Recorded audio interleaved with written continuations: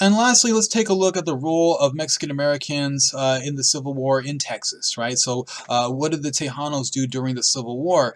Well, you've seen Tejanos fighting on both sides, both the Confederates and the Union Army during the Civil War. All right. So in South Texas, which was mostly a population of Mexican Americans, you've seen most of the counties voting to secede from the Union and to break away and join the Confederate States of America. So that means a lot of Mexican Americans voted to join the Confederate States of America, and that's pretty significant. Now, it's possible that these Mexican Americans were misled.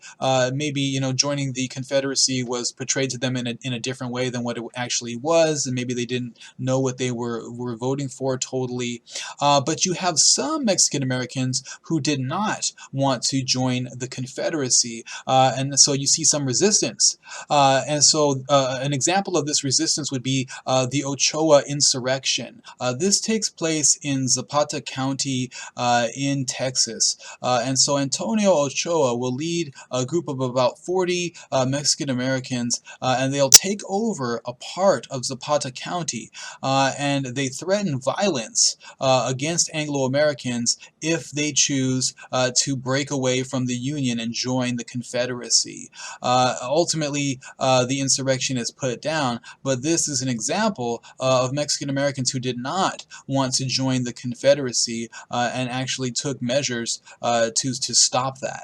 Okay. Ultimately, they failed, and Texas did join the Confederacy. And you'll have some Tejanos who decide to fight for the Confederacy. An example would be Captain Adrian J. Vidal. Now, Vidal had a stepfather who was actually a large landowner there in Texas. His name was Mifflin Kennedy. And so he had ties to the Anglo-Americans, but he, along with other Mexican Americans, joined the Confederacy and fought well against Union forces. Eventually, though, Vidal would break away from the Confederacy and actually go and join the Union. Why? Because he experienced a lot of racism and discrimination in the Confederate Army. Obviously, one of the main reasons that the Confederacy is fighting is to maintain slavery. There was a lot of racist attitudes amongst individuals in the Confederate Army, and so you would imagine that Mexican Americans would experience a degree of racism and discrimination while fighting in that army.